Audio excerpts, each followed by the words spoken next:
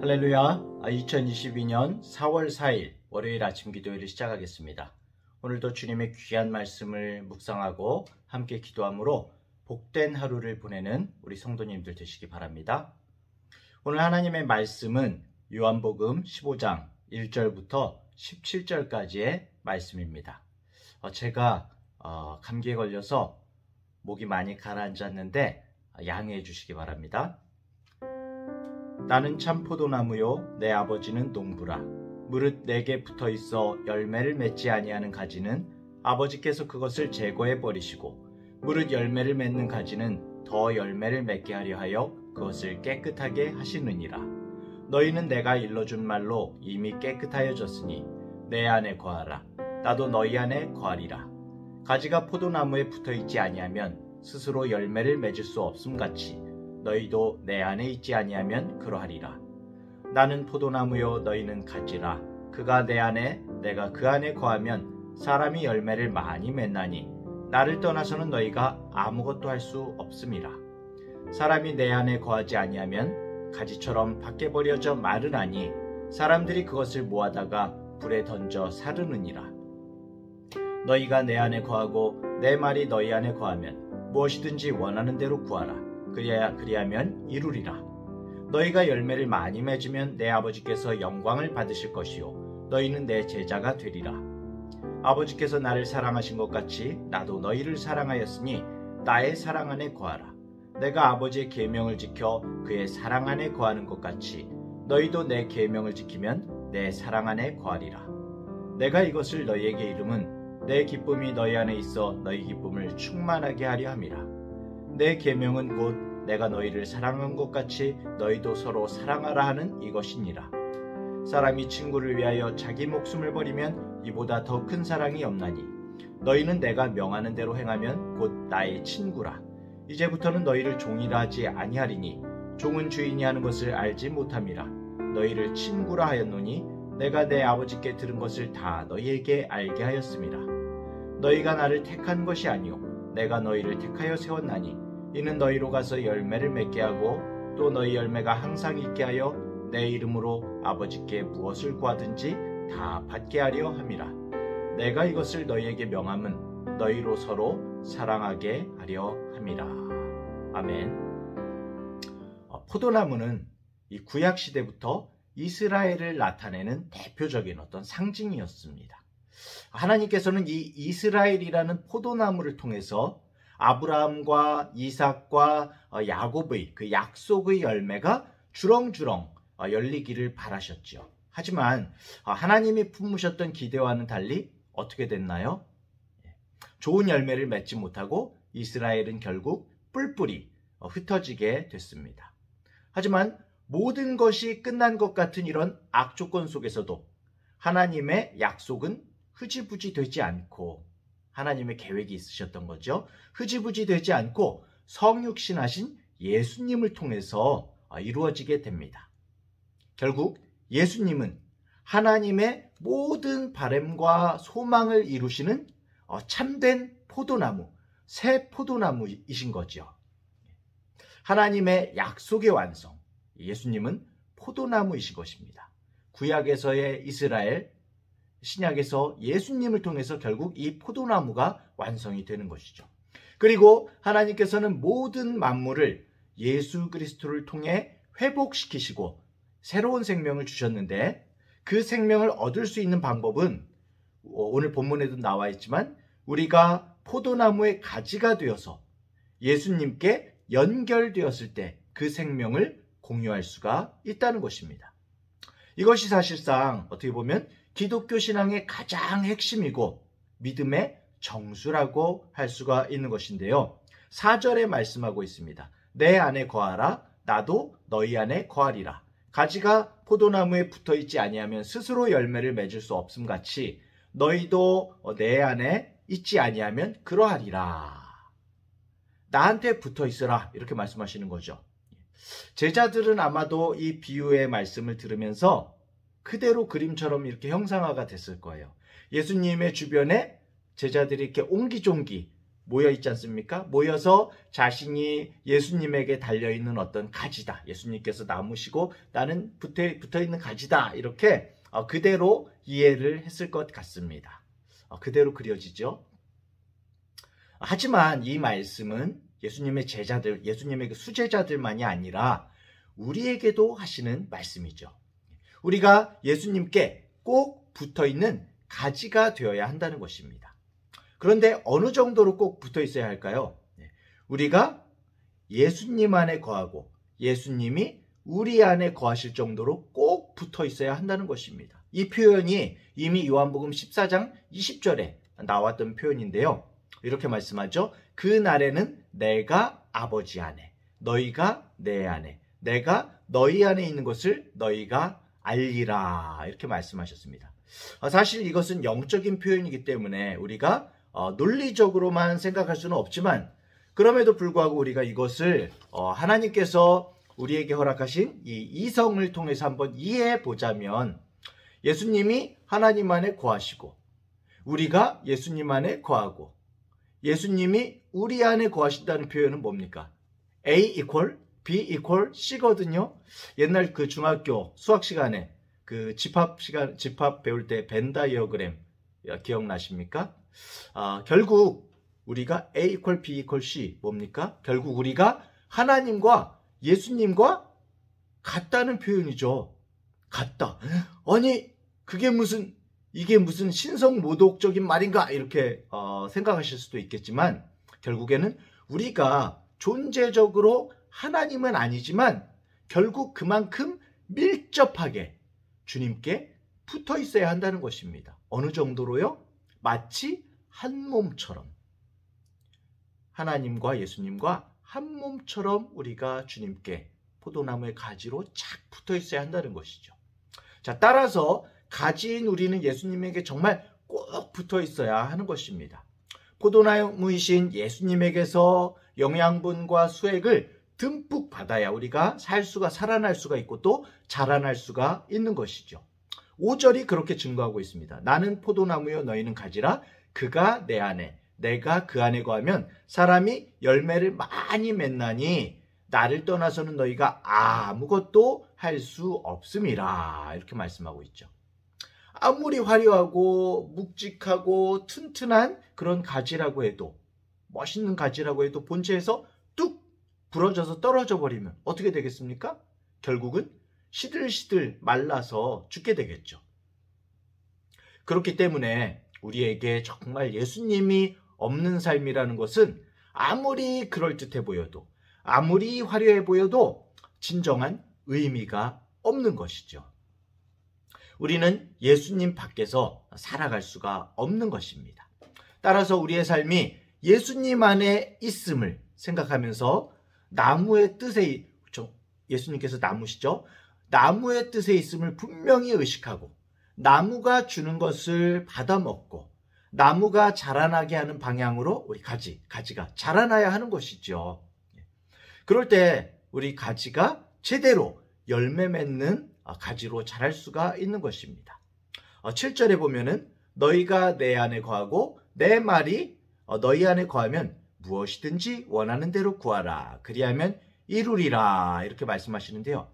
예수님이 우리 안에 거한다는 말씀의 의미를 여기서 좀 더 쉽게 말씀해 주고 계시죠. 뭡니까? 예수님이 우리 안에 거하신다는 것은 바로 예수님의 말씀이 우리 안에 있다는 것입니다. 말씀이 우리 안에 있다. 자, 그러기만 하면 나의 말이 너희 안에 있으면 무엇이든지 원하는 대로 구하라. 그리하면 이루리라 하고 말씀하고 계세요. 예수님, 정말입니까? 예? 예수님 말씀이 제 안에 있으면 제가 기도하는 게 다 이루어진다고요? 정말이에요? 이렇게 반신반의하는 분들도 있을 것 같습니다. 와, 정말 말씀만 알면은 말씀만 많이 알면 내 소원대로 다 이루어지는 거야? 성도 여러분, 이게 그런 뜻일까요?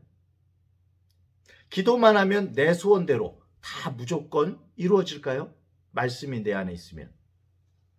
그런데 성도 여러분, 정말 하나님의 말씀이 이 안에 있는 사람은 어떻게 기도하겠습니까? 내가 갖고 싶은 것, 내가 원하는 것을 달라고 하나님께 기도할까요? 정말 하나님의 말씀이 이 안에 있는 사람이 아니겠죠. 정말 주님의 말씀이 내 안에 심겨져 있다면 사람은 자기 중심적인 기도를 할 수가 없습니다. 물론 이것이 우리의 필요를 구하는 기도를 하나님께 절대로 해서는 안 된다, 이런 뜻은 아니죠. 우리가 때때로 우리의 필요를 위해서도 하나님께 기도를 할 수 있습니다. 하지만 그마저도 하나님께서 우리에게 깨닫게 하시고 알게 하시고 마땅히 기도할 바를 기도하게 하신다는 겁니다. 정말 주님의 말씀이 내 안에 거하면 어떻게 될까요? 내가 만약에 잘못된 기도를 하는 순간에 하나님께서 깨닫게 하시겠죠. 그렇죠? 말씀이신 예수님이 내 안에 거하신다면은 내가 구하는 기도는 정말 예수님께서 기뻐하시는 기도가 되어야 할 것입니다.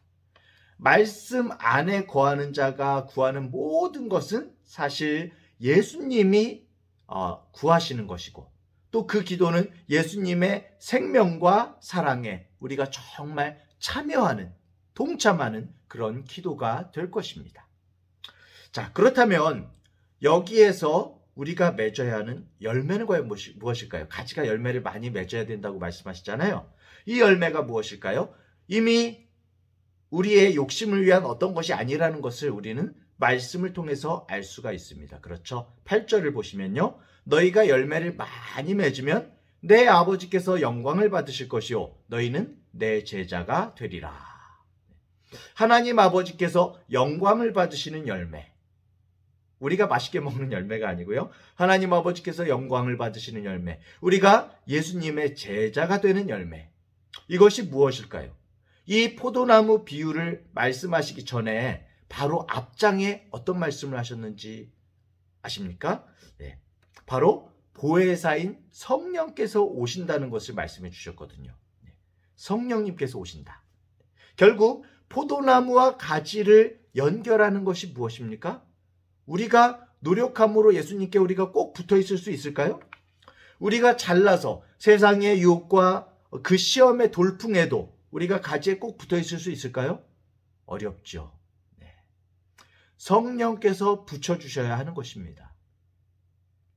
그리고 여기서 열매를 맺는다는 것은 1차적으로 그렇기 때문에 우리가 성령의 열매를 맺는다.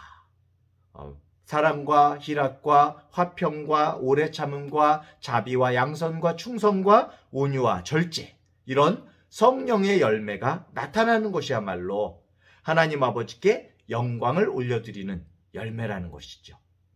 성령의 열매를 통해서 우리가 행하는 모든 일들을 통해서 하나님 아버지를 드러내는 것, 하나님 아버지가 어떤 분이심을 우리의 삶으로 나타내고 우리 삶을 통해서 정말 세상에는 하나님이 살아계시구나 라는 것을 증명하는 일이 우리가 제자됨을 밝히는 것, 열매를 맺는 삶이라는 것입니다. 자, 그리고 이제 예수님께서는 우리가 예수님 안에 거한다는 의미를 좀 더 자세하게 말씀해 주시는데요. 그것은 바로 예수님의 사랑 안에 거하는 것입니다. 9절에 보면 아버지께서 나를 사랑하신 것 같이 나도 너희를 사랑하였으니 나의 사랑 안에 거하라. 우리가 예수님의 사랑 안에 거한다는 것, 그것은 바로 우리가 예수님의 사랑을 지키고 그 사랑을 실천하는 것이죠. 예수님이 하나님 아버지의 뜻을 따르신 것처럼 우리도 예수님의 계명을 지킴으로써 하나님의 뜻을 따르게 되는 것입니다. 예수님은 이미 요한복음 13장 34절에서 이렇게 말씀하셨죠. 새 계명을 너희에게 주노니 서로 사랑하라. 내가 너희를 사랑한 것 같이 너희도 서로 사랑하라 라고 우리에게 계명을 주셨습니다. 예수님이 우리를 사랑하신 것처럼 우리도 서로 사랑하라는 것입니다. 여기서 기준이 뭐죠? 사랑하는 기준이 내가 나의 기준으로 사람을 과연 얼마나 사랑할 수 있을까요? 나의 이 미약한 마음으로 얼마나 사랑할 수 있을까요? 한계가 있습니다. 하지만 예수님이 어떻게 기준을 세워주셨죠? 예수님이 우리를 사랑하신 것처럼, 내가 너희를 사랑한 것처럼 너희도 서로 사랑하라 말씀하셨죠? 이렇게 예수님이 우리를 사랑하신 것이 기준이 되면은 그 기준은 나를 넘어서서 예수님의 사랑이 되는 것입니다. 예수님의 사랑으로 사랑하라는 것입니다. 나의 부족하고 연약한 이 사랑의 한계를 초월하는 예수님의 사랑이 성령의 능력으로 나타날 수가 있는 것입니다. 자, 이렇게 될 때 어떤 일이 일어난다고 말씀하시나요? 11절입니다. 내가 이것을 너희에게 이름은 내 기쁨이 너희 안에 있어 너희 기쁨을 충만하게 하려 함이라. 주님께서는 세상을 화목케 하는 사역, 온 세상을 회복시키시는 하나님의 이 구속의 기쁨을 우리와 함께 나누고 싶으시대요. 네. 우리에게 그 풍성한, 진정한, 영원한 기쁨을 맛보게 하고 싶으신 겁니다. 우리는 언뜻 이렇게 이야기합니다. 그리스도인으로서 우리가 하나님의 영광을 위해서 살겠습니다. 하나님의 기쁨을 위해서 살겠습니다. 이렇게 말을 합니다. 그런데 하나님께서는 그것만이 아니라 우리가 기뻐하기를 원하세요. 우리가 정말 기쁨으로 충만하기를 원하시는 겁니다. 그것도 세상의 기쁨, 시들어버릴 기쁨이 아니라 하나님의 기쁨을 함께 나눠주시고 함께 누리기를 원하시는 거죠. 왜일까요? 왜 이런 기쁨을 우리에게 주실까요? 15절을 보십시오. 이제부터는 너희를 종이라 하지 아니하리니 종은 주인이 하는 것을 알지 못함이라. 너희를 친구라 하였노니 내가 내 아버지께 들은 것을 다 너희에게 알게 하였음이라. 우리를 창조하신 주님께서 우리를 종이 아니라 친구라고 말씀하십니다. 자신의 생명까지 주실 친구라고 말이죠. 그래서 우리에게 진짜 생명을 주셨죠. 우리가 무엇을 했기에 이러실까요? 도대체 우리가 무엇을 해서 창조주이신 주님께서 우리를 친구라 하시고 모든 기쁨을 나눠주시고자 하는 것일까요? 사랑하는 중앙대학교의 성도 여러분, 우리는 아무 자격이 없지만 예수님께서 우리를 택하여 세우시고 열매를 맺게 하시고 기쁨을 주시기를 원하십니다. 다만 우리에게 바라시는 것은 포도나무에 잘 매달리라는 것입니다. 그것도 성령 안에서 성령께서 함께 하시겠다는 것입니다. 그리고 성령 안에서 서로 사랑하라는 것입니다. 이것도 네 힘으로는 할 수 없으니까 성령께서 도우시겠다는 것입니다. 그럴 때 성령의 열매를 맺고 기쁨을 누릴 수 있다는 것입니다. 성도 여러분, 포도나무에 잘 달려 있으십니까? 오늘 하루 우리가 사랑한다고 말하면서도 아직도 한 가지 부족한 것은 없는지 생각해 보기를 원합니다.